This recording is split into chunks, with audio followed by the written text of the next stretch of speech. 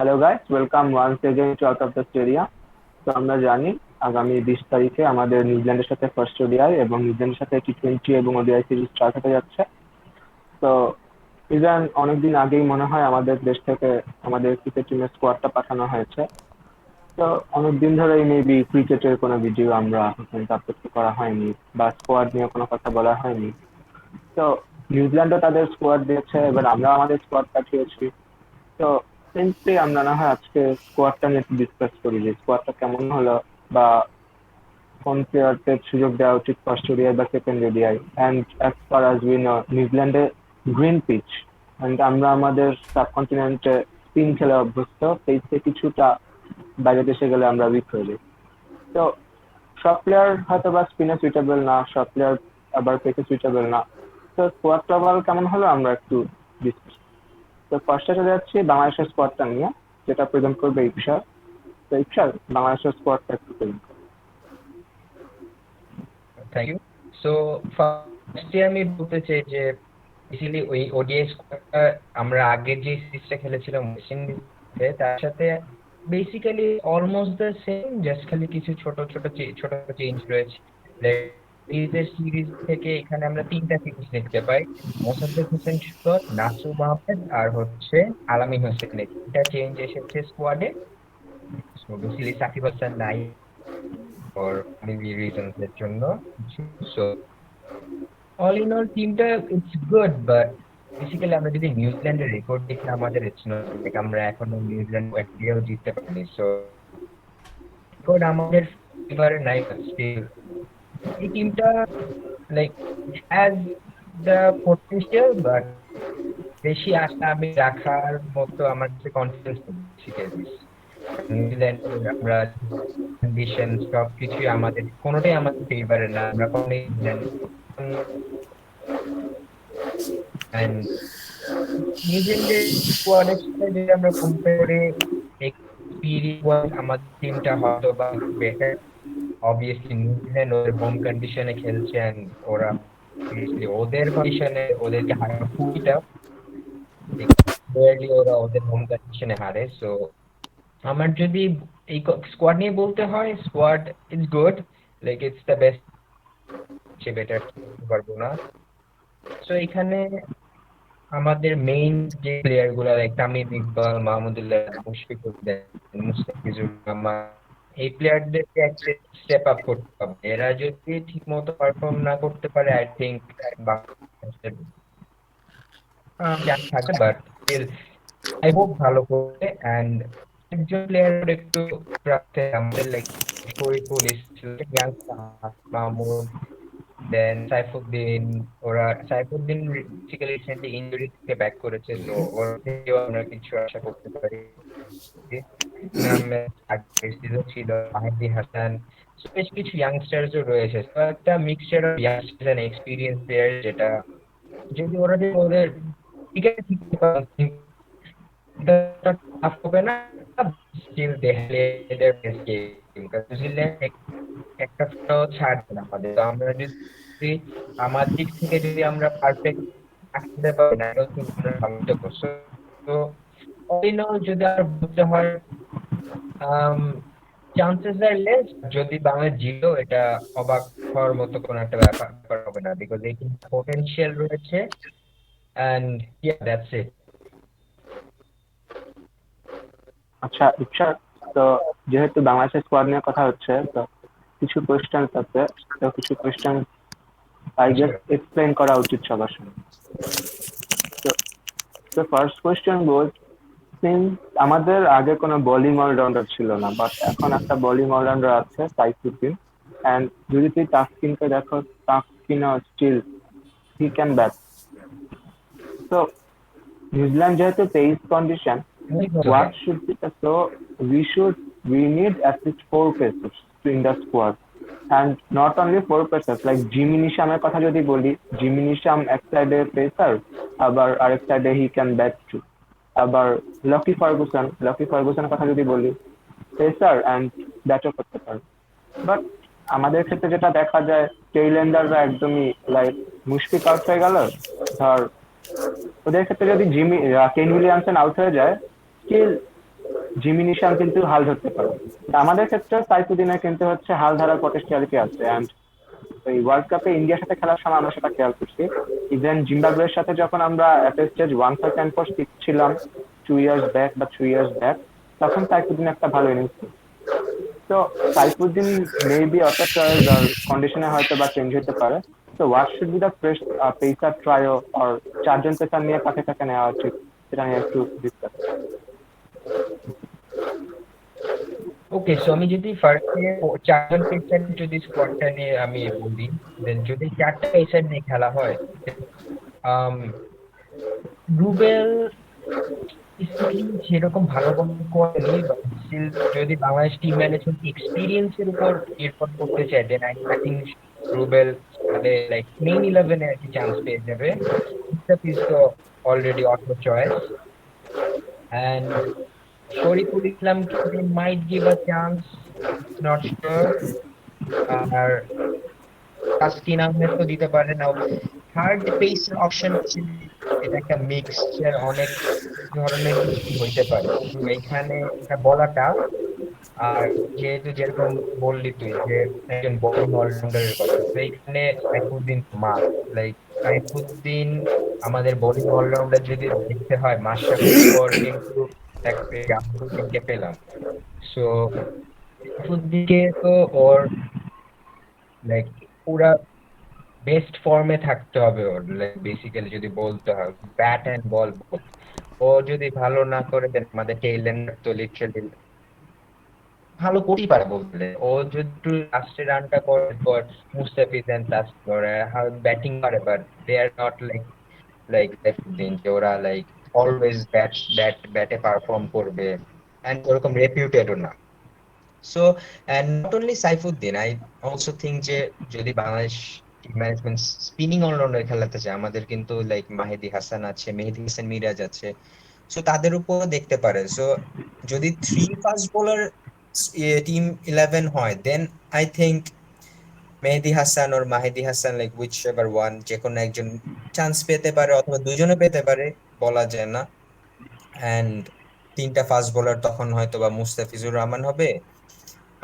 তখন আবার রুবেলের জায়গাটাও একটু কি বলবো, লাইক ওইখান দিয়ে হাসান মাহমুদ, শরীফুল, তাসকিন ওরাও একটু ফাইট করতে পারে ওই জায়গাটার জন্য। আর সাইফুদ্দিন তো, আই ডোন্ট থিঙ্ক সাইফুদ্দিনের জায়গাটা নিয়ে অতটা বেশি টেনসড হওয়ার কারণ নেই, বিকজ সাইফুদ্দিন অ্যাজ যেহেতু বোলিং অলরাউন্ডার, ওর অলমোস্ট জায়গাটা পাকাপোক্ত ফর শিওর। সো বেসিক্যালি এরকমই লাইন আপটা হওয়া হইতে পারে। এন্ড ফোর ফাস্ট বোলার খেলানোর চান্স বেশি, আছে নিউজিল্যান্ডের ট্র্যাক আমরা জানি fast bowling friendly, flat wicket থাকে। সো আমার যদি বলতে হয়, দেন আমার মনে হয় এরকমই কিছু একটা হতে পারে, but still everything depends on the team আচ্ছা ম্যানেজমেন্ট। ঈশ্বর, যে কথাটা বললি লাইক স্পিনার পেতে আছে, মোস্তাফিজকে তো তুই পার্ট টাইম বলার হিসেবে করতে পারো, বা নাসুম আহমেদের কথা যদি বলি। অ্যান্ড আরেকটা কথা, সৌম্য সরকার কিন্তু লাইক এমনি তো নিউজিল্যান্ডের পিছিয়ে পাওয়ারফুলি থাকবে। তারা কিন্তু হচ্ছে সৌম্য সরকারের মতো বলার কিন্তু অতটা পাত্তা পাবে না। লাইক ফার্স্টে যদি আমরা দেখি টি-20-তে অনেক মার খেলছিল, অনেক, সবচেয়ে বেশি রান, আই গেস সবচেয়ে বেশি রান বলবো না, বাট রান কনসিড করছিল। তো আই ডোন্ট থিঙ্ক তো সৌম্য সরকার দিয়ে কাজ হবে। তো আমার মেহেদী হাসান বা মাহেদী হাসান মিরাজের জায়গায় আর একটা পেসার খেলানো অ্যান্ড সাইফুদ্দিনকে টেইল্যান্ডারের দায়িত্ব দেওয়া, সেটা কি বেটার না? তাই স্পিনার দিয়ে তো আই গেস আমাদের অতটা কাজ হবে না। আর মেইন পার্ট হচ্ছে রান আটকায় রাখা, কারণ ব্যাটিং সাইডে দেখি তামিম অ্যান্ড, আচ্ছা আরেকটা কোয়েশ্চেন যদি এখানে করি, নাইম শেখ। নাইম শেখের ডেবিউ হয়েছে একটা ম্যাচে জিম্বাবুয়ের সাথে, তারপর হয়তো ব্যাটিং করার চান্স পায় নাই। তো তাকে এই পজিশনে কি? আর আরেকটা কথা তো একটা কোয়েশ্চেন করতেছি যে শান্ত কারেন্টলি ফর্মে নাই and Naim Sheikh is in form, and Naim Sheikh recently Bangabandhu টি-20 লিগ বল বা বিপিএল বল বা ন্যাশনাল টিম বল সব জায়গায় কিন্তু পারফর্ম করছে। অ্যান্ড শান্ত কিন্তু অনলি ন্যাশনাল লিগ, ইন্টারন্যাশনাল লিগে কিন্তু অতটা জানা। তো who should be at number 3, Naim Sheikh or Shanto? Hmm um as এইখানে ব্যাপারটা আর কি কিরকম like, I prefer Naim Sheikh because না এখানে শান্ত একটু, ফর্মে নাই। বাট তুই কোনটা প্রেফার করবি? হ্যাঁ এখানে এই দুজনের থেকে যদি আমার চয়েস করতে হয়, অবভিয়াসলি নাইম শেখ।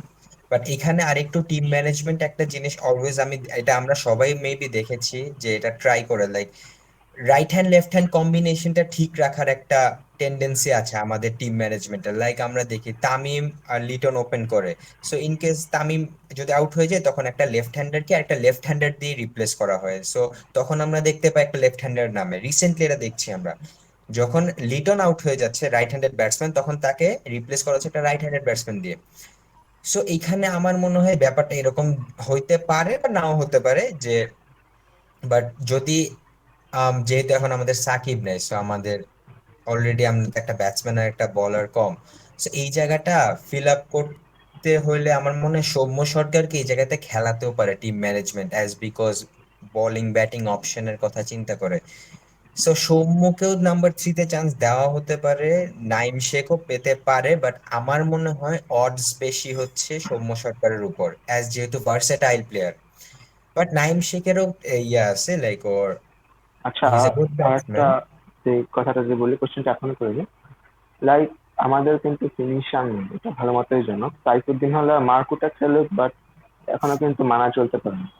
আর ফিনিশারের কথা যদি বলি, লাইক 3 নম্বরে কাকে লিটনকে, কি আসলে লিটন কিন্তু তোর যে পেসে কিন্তু নিউজিল্যান্ডে অতটা কিন্তু বেটার না, আমরা দেখছি। তো নাইম শেখ আর তামিমকে যদি ওপেন করানো হয়, লিটনকে যদি থ্রিতে দেওয়া হয়, এন্ড সৌম্যকে যদি সিক্সে খেলানো হয়, বিষয়টা কি বেটার হয় না? Six, Soumya six, I don't think he is a good batsman at number 6, because Soumya Sarkar আসলে he is a type of batsman যে হচ্ছে ফার্স্টে সেট হয়ে নিতে আর কি মানে প্রেফার করে ইউজুয়ালি। ও কিন্তু এসেই লাইক ধুমধাম 4-6 মারতে পারবে না। রাদার আমি আরো মনে করি ফিনিশারের রোলটা যদি তুমি মাহেদী হাসানকে, লাইক এটা একটু গ্যাম্বল হবে, বাট এই গ্যাম্বলটা যদি তোমার কাজ করে দেন এটা আমাদের ক্রিকেটের জন্যই কিন্তু ফিউচারে অনেক হেল্প করবে। বাট এখন টিম ম্যানেজমেন্টের সে কনফিডেন্সটা থাকতে হবে। টিম ম্যানেজমেন্ট যদি মনে করে যে না আমি কনফিডেন্স নিব না, কাজ ও হচ্ছে প্রুভেন না এখনো, সো দেন তখন ওরা ট্রাই করতেও পারে সৌম্যর উপর। বা টিম ম্যানেজমেন্ট যদি মনে করে না এটাই আমাদের সময়, আমরা হচ্ছে লেটার অর্ডারে ইয়াং ব্যাটসম্যান ইয়াং অলরাউন্ডারদের দিয়ে ট্রাই করি, ওরা হচ্ছে এক্সপিরিয়েন্সও হবে, প্লাস ওদের ম্যাচে কোন কখন কোন সিচুয়েশনে কিভাবে খেলতে হয় সেটা সম্পর্কেও তাদের ধারণা আসবে, সেটা যদি করতে পারে then very good. But to be honest with you, like আমার মনে হয় নাম্বার 4-এ, নাম্বার 3-তে সৌম্য অর নাইম হতে পারে, নাম্বার 4-এ মুশফিক, নাম্বার 5-এ 5-এ মিথুন মাহমুদুল্লাহ। চান্স পেতে পারে। মিথুন মিথুন মিথুন মাহমুদুল্লাহ কিন্তু আর প্র্যাকটিস মিঠুন। ম্যাচে ভালো করে, মিথুনকে চান্স হি ডিজার্ভস বিকজ ও প্র্যাকটিস ম্যাচে ভালো করেছে। অ্যান্ড দেন নাম্বার 6-এ মোস্ট প্রবাবলি মাহমুদুল্লাহ, নাম্বার 7 থেকে ওই সেখানে আর কি একটু ডিবেট হবে, like Mehedi Hasan Miraz or Mahedi Hasan. Then আর যদি চারটা মেহেদী হাসান পেসার হয় মিরাজের দেন কথা তখন যদি, লাইক তুই যেটা বলতেছিলি মেহেদী আর মাহেদী, আই প্রেফার মাহেদী। বিকজ মেহেদী হাসান যতই বলো, সে কিন্তু একেবারে লাস্টের দিকে গিয়ে ওরকম মারকুটে খেলা করতে পারছে না, যেটা হলো মাহেদী রিসেন্টলি নিজেকে একটা টি-20 ব্যাটসম্যান বল বা জোরে খেলা একটু গ্রো আপ করছে। যদিও মাহেদীকে অতটা ভালো হার্ড হিটার বলবো না, বা মেহেদীকে হার্ড ওর থেকে ভালো বলবো না, but I prefer Mahedi should be debut in the first ODI in place of Mehedi Hasan also one Miraz. More thing, আরেকটা প্লেয়ারকে ভুলে গিয়েছি লাইক মেনশন করতে, আফিফ হোসেন ধ্রুব। ও আফিফ, কিন্তু হচ্ছে ও টিমে চান্স পেতে পারে। হ্যাঁ। ইয়া, লাইক ও কিন্তু কন্টেনশন আছে, ও চান্স পেতে পারে। সো আই ডোন্ট, এইটা অ্যাকচুয়ালি লাইক এটা অনেক একটা টাফ একটা ডিসিশন টিম ম্যানেজমেন্টের জন্য, আমাদের জন্য প্রেডিক্ট করা। বাট সৌম্য আসলে লাইক টিম ম্যানেজমেন্ট কিন্তু সৌম্যকে চান্স দিতে প্রেফার করে বেশি। তো আমার মনে হয় না আফিফের চান্স বেশি ফার্স্ট ওডিতে এইবারে খেলার, বাট প্রেফার করা, যদি খেলায়ও। এইভাবে, হ্যাঁ সেটাই, এইবারে প্রেফার করা করবে, কারণ আফিফ তো স্পিনার, ওই একটা দিক খেয়াল রাখতে হবে। আবার সৌম্য পেয়েছে, আর এক্স্যাক্টলি। সৌম্য, আচ্ছা। আচ্ছা, তো বাংলাদেশের স্কোয়াড নিয়ে তো একটু কথা হলে, এবার তাহলে চলে যায় দিব্যর কাছে। তো দিব্য, আচ্ছা, ওয়ান মোর কোয়েশ্চেন। তো আরেকটা আছে ইপসারকে, তাহলে আরেকটা কোয়েশ্চেন করে নিই। স্পিনারের কথা যদি বলি, স্পিনার অলরেডি তোর মাহমুদুল্লাহ একজন আছেই, আই গেস ইনজিউর্ড না, এখন ফিট আছে। তো স্পিনার কি আরেকটা তুই প্রেফার কর? স্পিনার মাহমুদুল্লাহ আছে, তো আরেকটা স্পিনার কি এখানে লাইক তুই মানে পার্সোনালি কি রাখার চিন্তা ভাবনা করবি যেহেতু একটা পেইস কন্ডিশন, লাইক মেহেদি মাহিদি আর সামওয়ান, লাইক যদি টাফ পেস স্পিন বলার দিকটা কিন্তু কমে যাবে। যদি এই যে বললাম যে নাম্বার 7 এর যদি স্পিন বোলিং অলরাউন্ডার খেলানো হয় তখন কিন্তু আমরা এটা পাচ্ছি, এন্ড মাহমুদুল্লাহ পেয়ে যাচ্ছি। But still left arm spinner একটা ঘাটতি রয়েই যায়। So এখন টিম ম্যানেজমেন্ট ভাবতেও পারে যে আমাদের যেহেতু লেফট আর্ম স্পিনার নেই, আমরা লেফট আর্ম স্পিনার খেলাবো একটা, সেটা করতেও পারে। বাট আই ডোন্ট থিঙ্ক এটা করাটা অত দরকার হবে না, বিকজ আমরা তো যেহেতু ফাস্ট বোলিং কন্ডিশনস নিউজিল্যান্ডে, সো ফাস্ট বোলার যদি বেশি খেলায় সেটাই কিন্তু বেটার, তাই না? And spinner Mahmudullah, then you have, তুমি যদি আফিফ খেলাও তুমি আফিফের স্পিন পাচ্ছ, দেন তুমি যদি ইভেন মোসাদ্দেককে খেলাও কিন্তু স্পিন পাওয়া যাবে, রাইট? সো স্পিনার অপশনস আছে, জাস্ট জাস্ট খালি আমাদের মোসাদ্দেক, প্রবলেম আমাদের যেটা তুই বলতেছিস মোসাদ্দেক, মোসাদ্দেক মোসাদ্দেকের পারফরমেন্স রিসেন্টলি বোলিং এর দিক থেকে কিন্তু অনেকটা improving, he is improving, but he is not doing well recently. Yeah আচ্ছা সো এনিওয়ে, তো দ্যাটস ওয়াই বাংলাদেশের স্কোয়াড নিয়ে একটা কথা হলো, তো now move to the New Zealand squad. Okay, তো দিব আচ্ছা, জাতীয় opinion। সরি, আচ্ছা, অ্যাজ উই নো নিউজিল্যান্ড তাদের স্কোয়াডটা 10 তারিখ, অ্যান্ড নিউজিল্যান্ড কিন্তু যেই ধরনের স্কোয়াড ঘোষণা করার কথা বলেছিল ফার্স্টে, তারা কিন্তু তার চেয়েও স্ট্রং স্কোয়াড ঘোষণা করেছে অ্যাকর্ডিং টু গ্যারি স্টেড, নিউজিল্যান্ডের কোচ। তিনি কিন্তু নিজেই বাংলাদেশকে একটু হয়তো হালকাভাবে নিচ্ছিলেন। এজন্য প্রথম দিকে বলেছিলেন প্লেয়ারদের বাংলাদেশ সিরিজের দিকে ফোকাস না করে নর্মালি আইপিএল এর দিকে ফোকাস করতে। এবং তখন একটা গুঞ্জন শোনা যাচ্ছিল যে উইলিয়ামসন, বোল্ট এই টাইপের প্লেয়াররা লাইক খেলবেন না অর সামথিং লাইক দ্যাট। তারপরে আমরা শুনলাম নিউজিল্যান্ড অধিনায়ক Kane Williamson is a bit injured and he will miss the ODI series, and তাই হলো। দেন স্কোয়াডটা তো ঘোষণা হলো, বাট এই মুহূর্তে বাংলাদেশের জন্য সবচেয়ে বড় থ্রেট উইলিয়ামসনের পরবর্তী যেজন ছিল, হি ওয়াজ রস টেলর। রস টেলর কিন্তু উইলিয়ামসনেরই ছায়া বলবো না, বাট উইলিয়ামসনেরই একটা রূপ আমি বলবো, as like both of them are almost silent killers. তো বাট পরে আবার জানা গেল রস টেলর ফার্স্ট ওডিআই খেলছে না। সো ফার্স্ট ওডিআই স্কোয়াডটা অনেকটা কিরকম হতে পারে, নিউজিল্যান্ড তো যেহেতু হোম টিম, তো তারা 13 সদস্যের একটা ফার্স্ট ওডিআই স্কোয়াডই ঘোষণা করেছে নর্মালি। তো স্কোয়াডটা কিরকম হতে পারে, ওপেনিং ওপেনার্স হিসেবে আছে হলো Martin Guptill and Tom Latham, and we know Tom Latham will be the skipper. আর আরেকটা স্ট্যাট একটু বলে রাখি, Tom Latham will be the Tom লেথামের আন্ডারে নিউজিল্যান্ড কিন্তু 10টা ওডিআই 9টা ম্যাচই কিন্তু জিতেছে।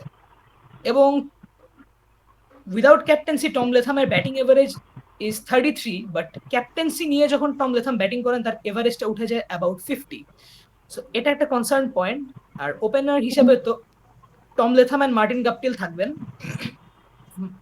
দেন ওয়ান ডাউনে থাকবেন হেনরি নিকলস। আমরা ওয়ার্ল্ড কাপে মেইনলি হেনরি নিকলসকে ওপেন করতে দেখেছি, বাট এখানে আমরা তাকে ওয়ান ডাউনে দেখতে পারি।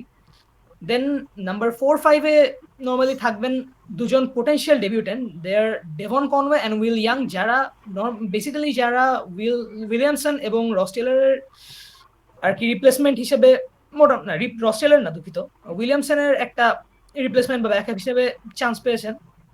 সো এখানে ডেভন কনওয়ে আর উইল ইয়াংকে আমরা দেখতে পাবো নাম্বার 4 আর 5-এ। কনওয়ের একটা স্ট্যাটস দিচ্ছি, কনওয়ে কিন্তু he is like the next big thing for New Zealand বলতে পারি। 11টি টি-20 খেলেছেন, 366 রান, এভারেজ 52.29, মানে টি-20তে এভারেজ 52.29, তাহলে কিন্তু বোঝা যাচ্ছে he can be a big thing. So বাংলাদেশের জন্য নতুন একটা থ্রেট হিসাবে আমরা বলতে পারি, কারণ ডেভন কনওয়ের ব্যাপারে আমাদের প্লেয়াররা তেমন কোনো স্টাডি কিন্তু, মানে প্র্যাকটিক্যাল স্টাডি কিন্তু করেননি।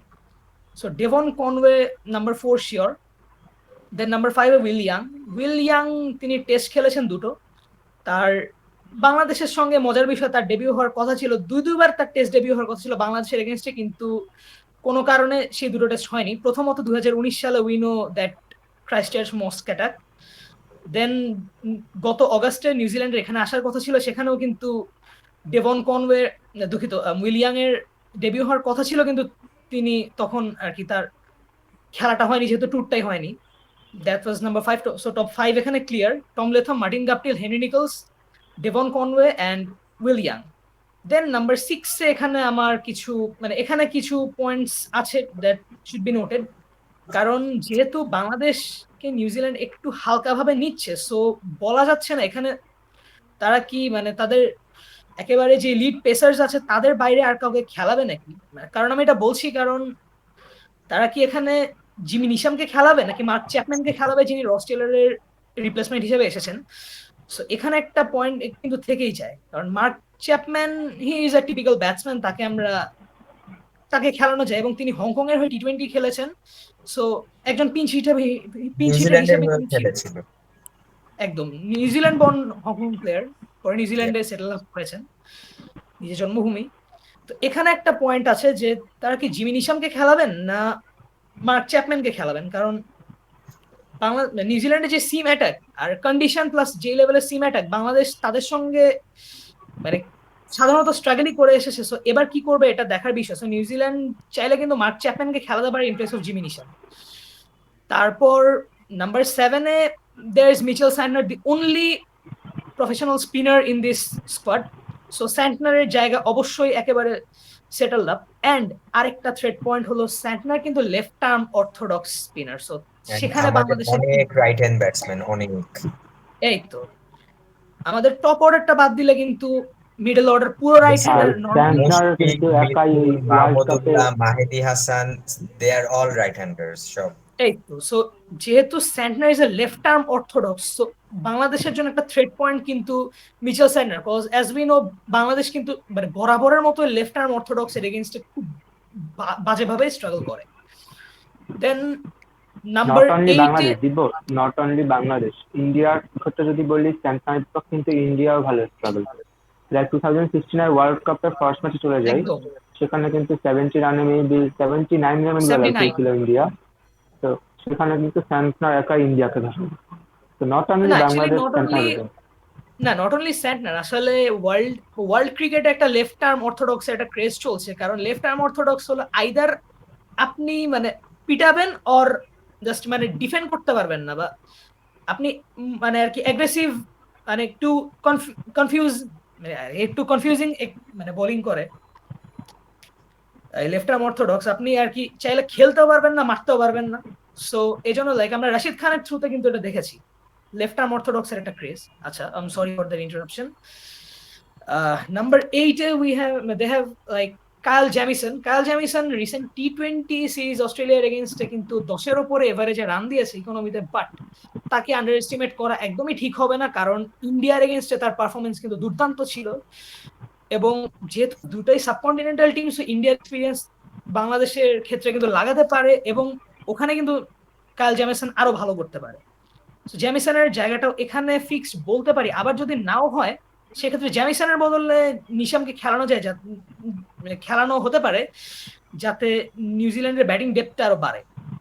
কারণ জ্যামিসন থাকলে নিউজিল্যান্ডের ব্যাটিং ডেপথ থাকে 7 পর্যন্ত, বাট জ্যামিসন না থাকলে যদি জ্যামিসনের বদলে নিশামকে খেলায় আর মার্ক চ্যাপম্যান খেলে ওদিকে, তাহলে কিন্তু নাম্বার 8 পর্যন্ত নিউজিল্যান্ডের ব্যাটিং ডেপথটা চলে যায়।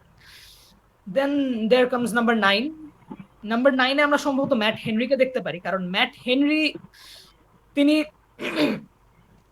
Right arm fast medium pacer এবং বাংলাদেশের টপ অর্ডারের জন্য কিন্তু থ্রেট। যেহেতু বাংলাদেশের টপ অর্ডারে লেফট হ্যান্ডেড ব্যাটসম্যান আছে, আমাদের লিড ব্যাটসম্যান তামিম ইকবাল, অবশ্যই তামিম, সৌম্য অর শান্ত, যাকে খেলানো হোক। দেন সাইফুদ্দিন যদি ফিনিশার হিসেবে থাকতে পারে, দেন সাইফুদ্দিনের জন্য একটা লাইক মাইনাস পয়েন্ট হতে পারে ম্যাট হেনরি। প্লাস ম্যাট হেনরিরও ব্যাটিং এবিলিটি হালকা আছে। আর 10-11 বরাবরের মতো Tim Southee and Trent Boult, right arm fast medium, left arm fast. So তাদের সিম অ্যান্ড বাউন্স অ্যান্ড ভেরিয়েশনের দিক থেকে একটু বাংলাদেশকে একটু লাইক খেয়াল করতে হবে, specially for the top orders. And এটাই হতে পারে আমার মতে নিউজিল্যান্ডের playing 11। Okay, guys. So that was the squad and our opinion.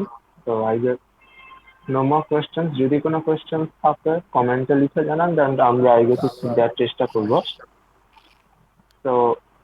So guys, that was all for the squad and all discussions for the squad.